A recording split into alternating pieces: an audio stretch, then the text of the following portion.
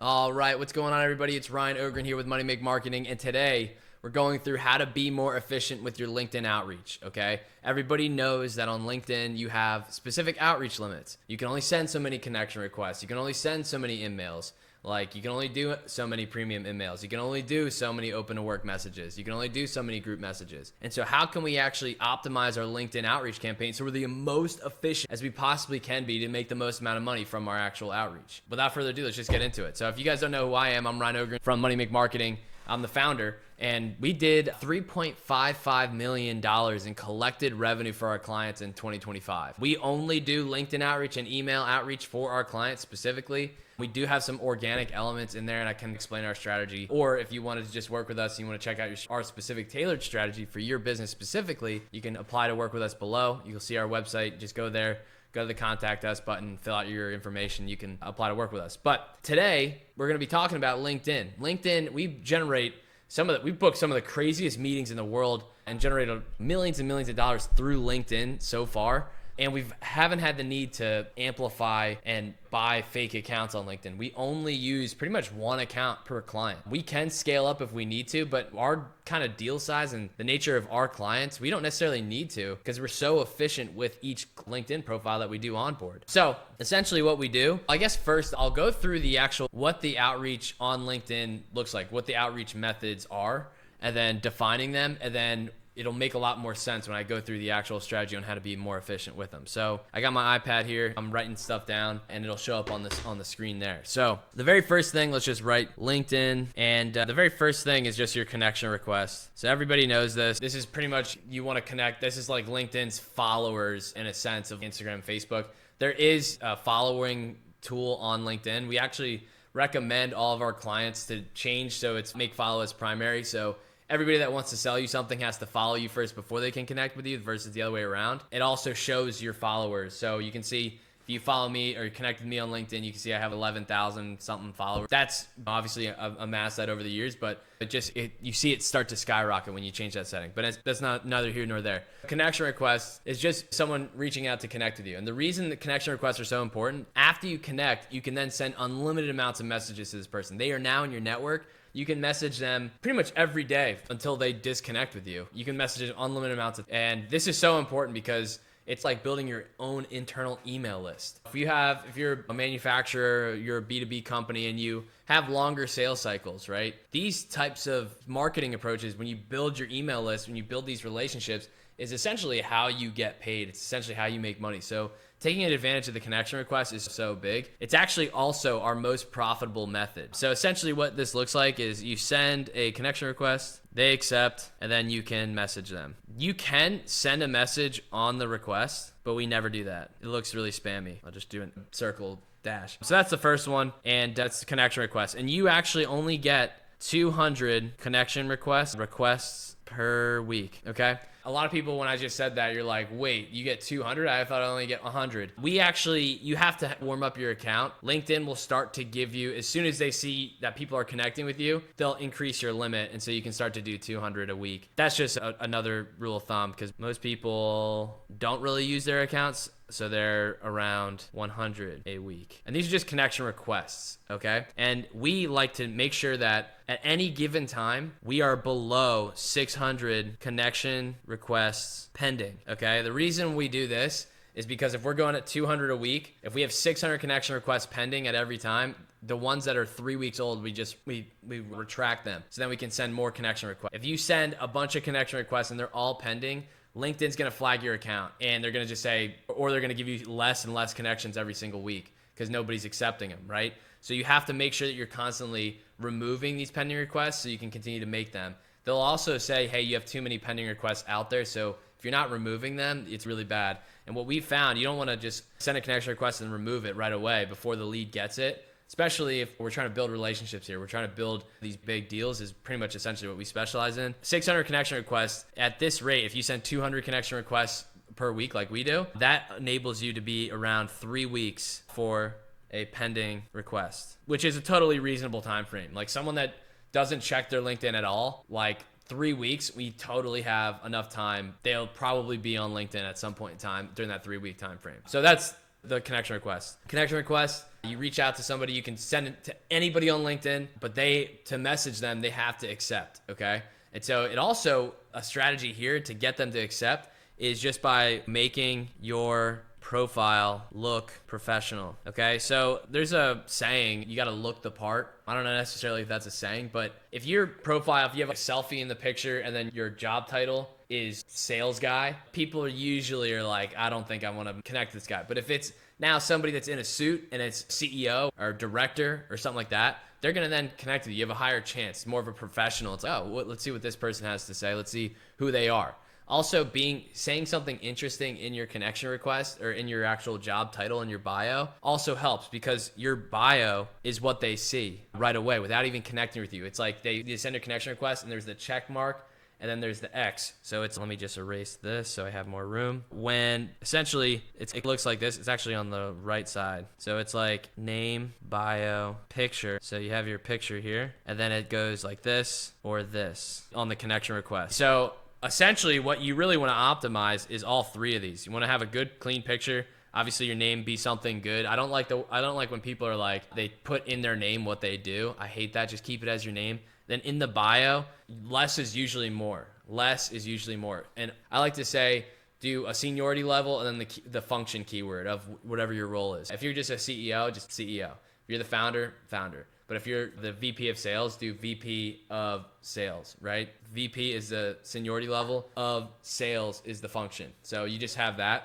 And if you can keep it shorter and concise and more clean, do it. We like to have our bios and job titles at 2 lines each, okay? So that's a tip to increase your connection rate. Another one is to only reach out to people who have posted in the last 30 days. This is so important because now you know, like, they've been on LinkedIn in the last 30 days and we can reach out to them. And since they've been out on LinkedIn in the last 30 days, they're usually up to date with all their notifications.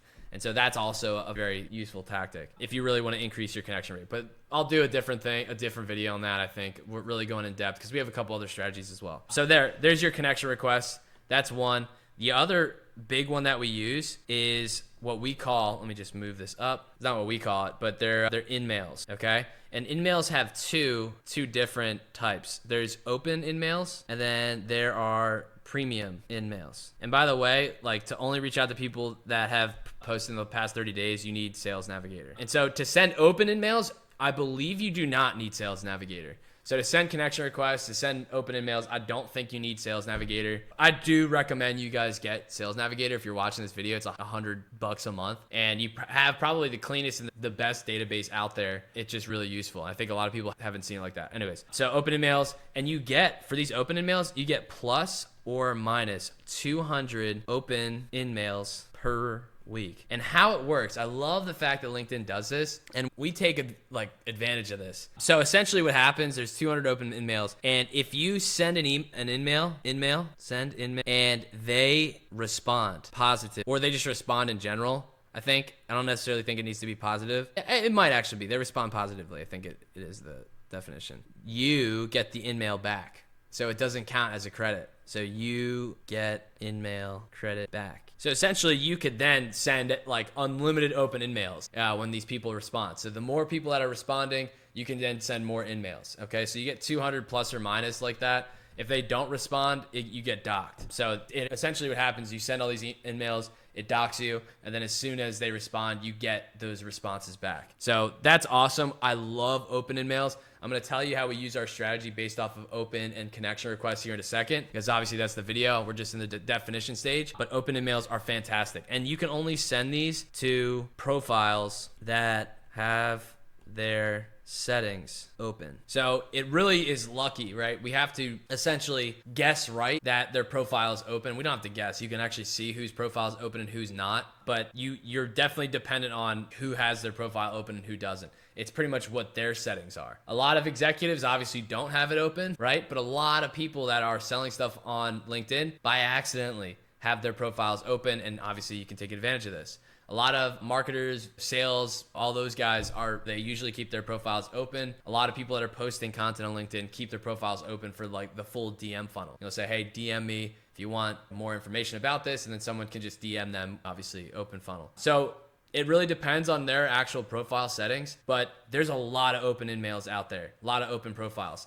And so I'll explain how we use those here in a second. And then you got your premium InMails. So this is paid and you need sales net. The beautiful thing about premium InMails is you can send to anybody, right? You can send to anyone on LinkedIn. But, these cost a lot. It's like if you buy LinkedIn Sales Navigator, let's say I think it's $120 a month or 150. I think ours is like 150 because we have like the bigger plan. It's like $100, $120 a month. You get 150 of these. So essentially like $1, $2, $3 or $4 an InMail. If it's 50 InMails, I think if they lower it, then it's $6 or $7 an InMail. So they are expensive. They are very useful. Sorry, someone's calling me. I answered one cold caller today, random cold caller, and was like, yeah, not interested. I don't even have that. And they're like, okay. And then I have all these different callers calling me now. Stupid. Anyways, so premium InMails. So it's paid. Now, when you send these, like they get a notification no matter what. And they get it to their personal LinkedIn or whatever notification that they set up, whatever email they used when they signed. Okay. So this is so important because chances are if they signed up on LinkedIn, it's their personal email and it's not their company email. But they always check their personal email. They also check their personal email on their phone. And they don't get pissed that we emailed them because it's on LinkedIn. LinkedIn just gave you a notification, but they're seeing it on their personal email. Now, if I just send a bunch of emails to like all these executives' personal emails, they're going to tell me to F off. Like they're pissed off that you invaded their personal space. Now, I just emailed them on LinkedIn. They're not going to be mad about that, right? How could they? So that's the beautiful thing about premium InMails. And you can send this to anybody. Now, the downside is they're paid, right? And so here is our strategy now. There's also, by the way, there's group messages. So we'll do that. We'll do that. And then there's open to work. So if you're a recruiter, you can send, I think it's 200 or 300. I think it's 200 open to work messages per month. But these people, they have to have their profile set to open to work. I don't use that ever. Because chances are, if we're selling something and we're trying to get to decision makers, I don't think a CEO is going to be open to work. They're not going to have their profile set to that. So we'll never really have that because we're typically B2B. But we don't really ever use that. But it's there if you want it. And then group messages. This is interesting. And we've actually been able to get some serious leads coming through this. You can send 500 group messages per month. So the catch is you have to be in the same group on LinkedIn. So this is like interesting because there are some major groups on LinkedIn. So there's digital marketing is like one of the groups. It's literally called digital marketing. There's like 2 or 3 million members on LinkedIn. Now, what you can do is build the perfect search and in Sales Navigator, and then there's a little tab at the bottom. It says group, and it pulls all the groups that you're actually in. And what you can do is then select that group, whatever group it is. And then you have all your search filters set for that particular group. And it just pulls all those leads that actually align with those search from that group. Then you can just scrape it or message them right there on the spot. I'm not going to tell you what we do with them after that, but that's the strategy right there in a nutshell. And it's fantastic and it works really, really well, but it does take some time. So what we recommend when we onboard clients, we actually will join on their behalf a bunch of groups because there are some that you can join for free. And we just do a quick little run through of all those, get some quick wins, quick volume out the door. But what we'll also do is there's some groups that are exclusive and it says pending. You have to be like manually reviewed by the owner of the group. And so what we'll do is we'll actually request all those manual ones. So then we can start that process right away. So that's definitely useful. So that's essentially all the different methods. And now I'm going to tell you how to be the most efficient that you could possibly be on LinkedIn with your messaging efficiency. Okay. So we do use some message automation tools. I'm not going to say which one. I'm not going to say that we use them in a way that violates the LinkedIn agreement, but we have things that help us on the backside. We're not necessarily violating anything, but we do use things so we can do this at scale, right? And that doesn't necessarily violate any of LinkedIn's agreements. Also, just want to be clear on that. Now, there are tools out there, automation tools. There's a ton of LinkedIn automation tools out there that use the API, can get your LinkedIn account banned. So use them with caution. Those LinkedIn automation tools technically do violate the LinkedIn agreement, the LinkedIn user agreement, I think. Go back and read, consult your attorney. This is not legal advice. And a disclaimer, if you're using this and you're going to use this strategy with a LinkedIn automation tool, you are doing so at your own risk, okay? So the strategy essentially is, so we want to be the most efficient that we possibly can on LinkedIn. So that means we have to remove the bottleneck we have to make the bottleneck less of a bottleneck. And essentially what that means is the bottleneck is our messaging limits. We have to make that the bottleneck at any point in time, never the actual leads that you need to actually reach out to. Okay. So essentially we need to fill up all these outreach limits all the time. And that's essentially what the strategy is. So what we do, it's 200 connection requests per week. So every Friday, we make sure that we have 200 connection requests that are going to be lined up for that next week that we can do during that next week, or we have to go get those connection requests. We also make sure that our 600 pending connection requests are going to be like, we already know which ones we're going to withdraw. So now you have your 200 connection requests per week, and you also know the ones you're going to withdraw. The connection requests, these have to go to your best prospects, okay? The reason being is if they accept, then they are a part of your network, okay? We also have closed the most amount of our deals through connection requests. So all of our stats, most of them are closing through our connection requests. So just use that as a barometer. Now, we do a tight best prospects. This is a tight manual search for these leads. So what we'll actually do is we start with an account list. Let me just erase that, I misspelled it. We'll do an account list. We'll go through and handpick the companies, and then we'll import that account list to a lead list, and then import the job titles, okay? That's essentially how we build this list. And then we have our specific leads, and then these are the cream of the crop prospects, okay? Now, we are only, of those cream of the crop prospects, what we do is we segment them out, open profile and not open profile. So we take this and we go open profile and then not open profile. Okay. If it's not an open profile, they get a connection request. If they are open profile, they get an open in-mail. Why? We don't want to spend a connection request if we can spend an open in-mail. We get more open in-mails faster, right? Connection requests can't go, or open in-mails can't go to people who have their profile closed off. So we have to send a connection request instead, right? Now, if we send a connection request to someone that has got an open profile, we're just wasting a connection request, and we're not using an open in-mail. You're not going to be able to use open in-mails for every single one of your leads. Remember that. So if someone does have an open profile, you need to take advantage of that and save your connection request to someone that's got a closed profile. And once again, we're starting with our best prospects on this. Start with your best prospects. We do a manual account list, import that account list into the lead list using the Sales Navigator filters. So you have to save those build your account list, use the keyword bar, save your accounts manually. Now you have your saved account list. Import that. Just go to the leads tab, click on the account list that you named. Boom, it'll import all the companies just from the companies of that account list. And then you can fill out your job titles and all that fun stuff. Now you have your lead list, okay?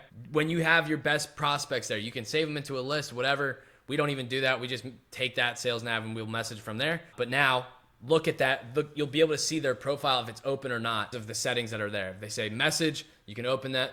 They're an open profile. If it says connect with them, you can obviously connect with them right then and there. Okay. So first thing, best prospects, manual list, or is their profile open or not? If it's open, send them an open email. If it's not, send them a connection request. Okay. So now we always want to keep our best prospect list constantly filled up with connection requests. We want those 200 connection requests to go out every single week. You need to be hitting your connection request limits every single week, and it should be hitting it with your best prospects. Now your open in-mails, this is what it really has to start happening. So this connection request, stay with best prospect lists. Now to keep open in-mail booked up, now you can start to broaden out your list. So and this is only after, let's say your target market has enough open in-mails for you to once again send another 200 that next week and 200 that next week of your best prospects, then stay with your best prospect list. But what I'm trying to say to you is that open in-mail is now going to start to run out because there's not going to be so many profiles that are open in your best prospect list. So now what you have to do is broaden out your open profile list. But now this is the most important thing.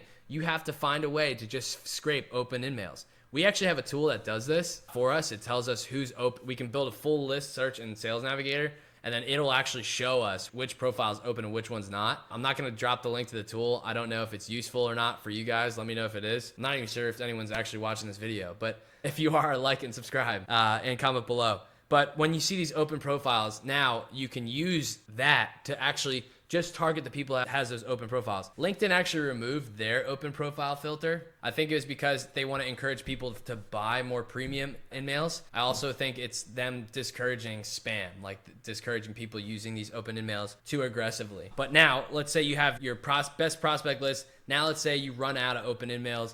You now need to go into your B list. Let's go through a little bit broader of a list. Use your open emails for that list first. Because your connection requests, chances are your connection requests are still on your best prospects. So let that kind of lag behind and let your connection requests, just keep filling up your connection requests with those best prospects. Save those, all their closed profiles with the best ones. And then when you have your open emails, use your open emails to broaden out your audience. That's pretty much what you have to do. And you have to wait for that open profile, but you're going to be able to find and cover more ground with these open emails. Okay. So that's how we do it. You load up, you keep your best prospects on connection requests, and you expand, broad prospects, expand with open emails. Okay, that's the strategy. And we don't use any premium emails. We actually don't use any premium emails until one of those connections says, hey, you should actually reach out to this person instead. That happens so much. It's not like it's an issue with our job titles, but if someone says, hey, you should reach out to this person, they would love this. That's immediately when we use a premium email. Or we'll use it if there's like totally a best prospect. We'll just fire away a premium email for that particular thing, and we'll do that manually. So that's essentially what we do. And now how to manage this strategy. Every Friday, we go through and we actually will do all the work for the following week, the next week. So Friday afternoon, let me just erase this. I gotta get better at writing on this thing. So Friday afternoons, we go through all of our client accounts, all clients, and then for the following week, the next week, we actually just go through and make sure all their accounts are good to go. We do it for the next week. We make sure all their limits are there, and we essentially make sure that there's 200 connection requests, and then we also make sure that there's 200 open emails ready to go. That's essentially how you stay on top of the game. You have to have this system ready to rock. And this can take a couple hours. It seriously can. But just remember to totally optimize this. You start with your connection requests on your best prospects. Your open emails you use to broaden after best list runs out. But don't just keep everything lumped together and then add in the broader list, the connection requests, because I see that's when people start to really screw up. So that's essentially how to manage this. If you guys want us to just do this for you, I know there's a lot of info in here and I'm like writing pretty fast. You can apply to work with us and you can just see what that looks like. If you want to see like an actual campaign in action, make sure you like, comment, subscribe, and comment below and say, I want to see a new campaign in action, Ryan, and we'll walk you through our full process. But that's essentially it. That's how you stay more efficient with your LinkedIn outreach limits. A lot of people don't know that. A lot of people don't understand that strategy. That's essentially what we use to close $3.5 million in collected revenue for our clients in 2025. And we're going for $10 million in collected revenue for our clients in 2026. We just closed, it was a $50,000 deal. The PO is actually out, so it's not collected yet, but I think it'll be done for one of our clients, I think by the end of this week. So hopefully soon. We also have our second PO from one of our clients that we closed in 2025 that just came through. So we're off to a hot start. And one of our clients, they're already doing their 7-figure a month deal that we still have that we generated for them in 2025. So that's obviously kicking in. So we're well above what we did last year. We're getting close to that number already. So it's going to be exciting to see where we end up in 2026. But make sure you like, subscribe, and you can stay along for the journey. Ryan Ogren, MoneyMake Marketing. See ya.